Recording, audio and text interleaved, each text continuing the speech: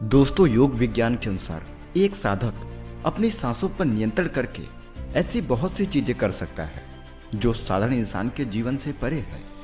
योगिक परंपरा में तो यह भी कहा गया है कि अपनी सांसों को घंटों तक रोककर एक आदमी एक नए मानवीय आयाम का अनुभव कर सकता है। ऐसी बहुत सी बीमारियां जो जानलेवा हो सकती हैं या जिनका कोई इलाज नहीं है, उन्हें केवल अपने मन और दिमाग पर नियंत्रण रखकर ठीक किया जा सकता है। अपनी सांसों पर नियंत्रण करके ऐसी मानसिक स्थिति तक पहुंचा जा सकता है जहां जीवन में आने वाले उतार चढ़ाव उसे परेशान नहीं कर सकेंगे। कुछ लोगों को ये सब बातें कहानी लग सकती हैं, क्योंकि आमतौर पर लोग ऐसा नहीं करते हैं और कोई भी चीज जिन पर उन्हें यकीन नहीं होता उसे अंधविश्वास कह के नकार दिया जाता है।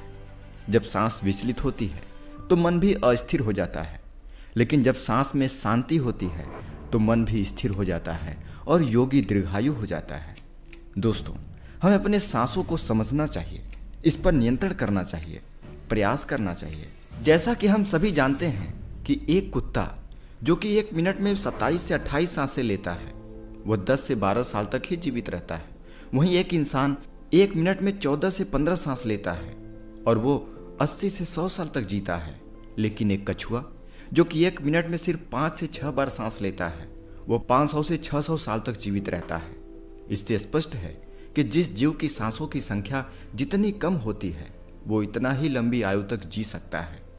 इसी चीज को समझकर हमारे पूर्वजों ने सांसों की संख्या को कम करने, उसकी गहराई को ज्यादा करने के विज्ञान पर काम करना शुरू कर दिया था, क्योंकि वो समझ गए थे कि इंसान को जीवन जीने के लिए साल या महीने नहीं, बल्कि एक निश्चित सांस की आवश्यकता होती है और सांसों को लेने की गति को कम करके जीवन को लंबा किया जा सकता है।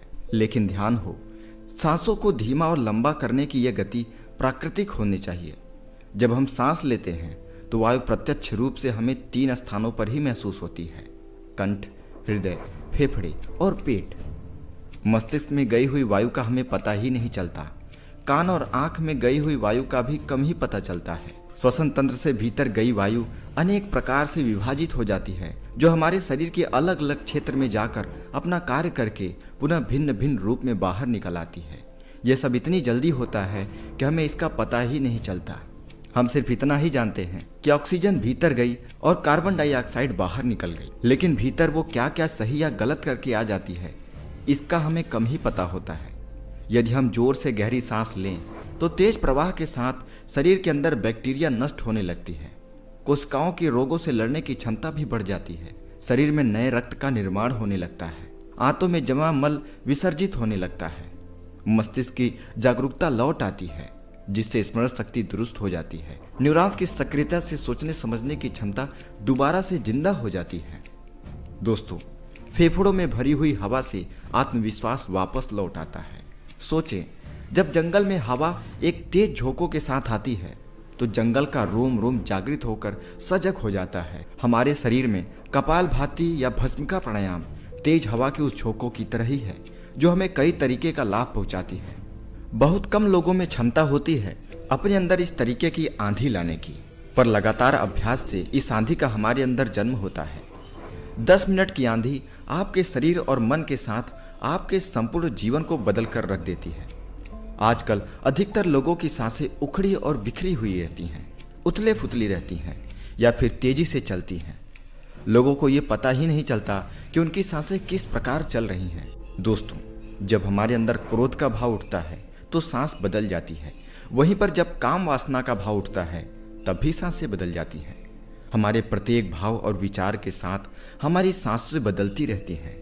इसके साथ हमारे खान पान और रहन सहन से भी यह बदलती रहती हैं। असल में हमारी सांसों का हमारे मन की स्थिति और हमारी शारीरिक अवस्था से सीधा संबंध होता है। इसीलिए हमारी सांस हमारे जीवन को डायरेक्ट प्रभावित करती रहती है।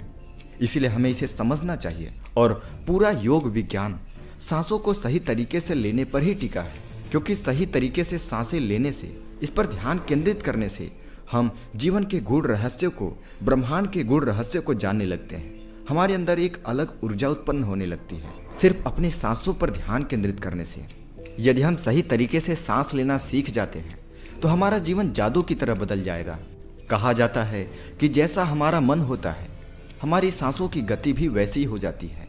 या फिर जैसी हमारी सांसें होंगी वैसे ही हमारी मनोदशा हो जाएगी। यानी हमारी सांसों से सब कुछ जुड़ा हुआ है। जो हमारे भीतर घटता है वो भी, और जो हमारे बाहर घटता है वो भी। जीवन में घटने वाली हर एक चीज सांसों से जुड़ी हुई है। हर एक घटना का हमारी सांसों से गहरा संबंध होता है।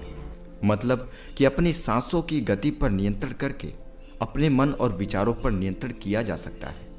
अगर तुम किसी सच्चे साधक को ध्यान से देखो तो तुम्हें उसके चेहरे पर एक गजब का ठहराव दिखेगा, एक सच्चाई होगी। बुरी से बुरी परिस्थिति में भी वह खुद को स्थिर और शांत रख सकता है। एक योगी अपनी भावनाओं को नहीं दबाता, बल्कि वो अपने सांसों पर नियंत्रण हासिल करता है, जिसकी वजह से उसके जीवन में एक अलग परिवर्तन आता है। सांसों को नियंत्रित करते ही वो अपने मन पर नियंत्रण कर लेता है, और जिस आदमी का मन उसके नियंत्रण में हो उसके पास किसी भी समस्या का समाधान होता ही है। कई बार हमें ऐसा सुनने में आता है कि अमुक आदमी, वो महात्मा 150 साल, 200 साल, 250 साल या 300 सालों तक जीवित रहते हैं। तो आखिर वो इतने लंबे समय तक खुद को जीवित कैसे रख पाते हैं? असल में इसका मूल कारण है सांसों पर नियंत्रण करना। उनका नियंत्रण अपनी सांसों पर होता है, जिसे प्राण ऊर्जा भी कहते हैं। प्राण ऊर्जा हमारे चारों तरफ है। इसे कितनी मात्रा में लेना और छोड़ना है यह एक योगी अच्छी तरीके से जानता है, और वो इस काम पर बहुत हद तक महारत हासिल कर लेता है।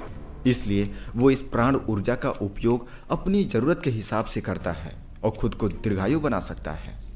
अगर तुम अपने शरीर को स्वस्थ रखना चाहते हो, सामान्य आदमी से अधिक क्षमता चाहते हो, तेज बुद्धि चाहते हो, तो तुम्हें अपनी सांसों को समझना होगा, उन्हें नियंत्रित करना होगा, और उन्हें नियंत्रित करते ही तुम्हारे जीवन में सब कुछ व्यवस्थित हो जाएगा। असल में जीवन में डर, चिंता और परेशानी जैसी कोई चीज नहीं होती। यह सिर्फ हमारे मन की भावनाओं की उपज है, और हमारे मन की भावनाओं को केवल एक ही चीज नियंत्रित कर सकती है, वो है हमारी सांसें। हमारे अंदर का क्रोध, चिंता, जलन, अहंकार, बदला लेने की भावनाएं, यह सब कुछ हमारे सांसों के हिसाब से चलती है। अगर हमारी सांसों पर हमारा नियंत्रण है तो ये सभी विकार हमारे नियंत्रण में हो जाते हैं। सांस हमारे शरीर और हमारे मन के बीच एक पुल का काम करती है। अगर हमें अपने मन तक पहुंचना है, उसके विकारों को समझकर उसे दूर करना है, तो हमें अपनी सांसों को समझना होगा। हमें अपनी सांसों के जरिए अपने मन तक पहुंचना होगा, और यही एकमात्र रास्ता है अपने मन को समझने का। हम जितनी छोटी सांसें लेंगे उतनी चिंता और बकवास से भरे रहेंगे, और वहीं हमारी सांसें जितनी लंबी और गहरी होंगी हम उतने ही खुश और शांत रहेंगे। साधारण तौर पर एक आदमी 1 मिनट में 14 से 15 बार सांस लेता है। सांस का सीधा संबंध हमारी मन की स्थिति और हमारी शारीरिक कंपन से है। अगर 1 मिनट में ली जाने वाली सांसों की संख्या 11 के नीचे आ जाए तो हम अपने आसपास होने वाले कई जीवों के कंपन को समझना शुरू कर देते हैं। यानी जानवरों की आवाजों को हम स्पष्ट रूप से समझ सकते हैं। तुमने सुना होगा कि शेर और बाघ जैसे खूंखार जानवर भी कुछ योगियों के सामने आते ही पालतू बिल्ली की तरह व्यवहार करने लगते हैं। ऐसा इसलिए होता है क्योंकि उन योगियों ने अपनी सांसों की संख्या को कम करके जानवरों की आवाजों को उनकी भावनाओं और कंपन के साथ एक संवाद स्थापित कर लिया है। अगर 1 मिनट में ली जाने वाली सांसों की संख्या को 9 से कम कर दिया जाए तो पेड़ और वनस्पतियां जो कार्य कर रही हैं वो समझना हमारे लिए आसान हो जाएगा। और वहीं अगर हमारी सांसें 1 मिनट से कम हो जाती हैं तो बेजान चीजें कैसे कार्य करती हैं ये समझना हमारे लिए आसान हो जाएगा। बेजान चीजों की कंपन और उनसे जुड़ी दुनिया हमारे लिए स्पष्ट हो जाती है। तो सांसों पर इतना कंट्रोल करने के बाद तो ब्रह्मांड को और प्रकृति को समझा जा सकता है, और ऐसी स्थिति पर पहुंचकर ही बहुत सारे योगी, ऋषि, मुनि ब्रह्मांड के रहस्यों को और उनसे घटने वाली घटनाओं की भविष्यवाणी कर देते हैं। हमारा शरीर जितना स्थिर होगा हम उतनी ही कम सांसें लेंगे। अगर हम अपने पूरे शरीर को एक निश्चित स्तर पर ले जाएं और बहुत तेज सांस ना लें तो हमारा बोध बढ़ता चला जाता है। आपको क्या लगता है, क्या आप अभी जितनी लंबी सांस अंदर ले रहे हैं उतनी ही लंबी सांस बाहर भी निकाल रहे हो? नहीं। सामान्य स्थिति में हम जो सांस अंदर लेते हैं उसकी लंबाई 10 अंगुल होती है, और सांस बाहर निकालते समय उसकी लंबाई 12 अंगुल हो जाती है। यहाँ 1 अंगुल का मतलब 1 अंगुली मोटाई से है। हमारी रोजमर्रा की जिंदगी में कुछ काम ऐसे होते हैं जिन्हें करते समय जितनी लंबी सांस हम अंदर लेते हैं उससे कई गुना ज़्यादा लंबी सांस बाहर निकल जाती है। भोजन करते समय बाहर निकलने वाले सांस की लंबाई 16 से 17 अंगुल की होती है। तेज चलते समय इनकी लंबाई 22 से 24 हो जाती है और दौड़ते समय निकलने वाली सांसों की लंबाई 45 से 50 अंगुल तक हो जाती है। संभोग करते समय 50 से 60 अंगुल और सोते समय यानी नींद में बाहर निकलने वाली सांसों की लंबाई 60 से 70 अंगुल तक पहुंच जाती है। इसलिए हमारे शास्त्रों में काम और क्रोध पर नियंत्रण करने की बात कही गई है, क्योंकि यह हमारी प्राण शक्ति को क्षीण कर देती है। सांस को इंसान की प्राण शक्ति भी कहा जाता है। जब एक 200 वर्षीय व्यक्ति से उसकी लंबी आयु का राज पूछा गया तो उसने 2 चीजें बताई। पहला, नाभि तक भरपूर सांस लें और दूसरा, रीढ़ की हड्डी को हमेशा सीधा रखें। यह साधारण सी लगने वाली दोनों बातें योग और प्राणायाम की दृष्टि से बहुत ही महत्वपूर्ण है।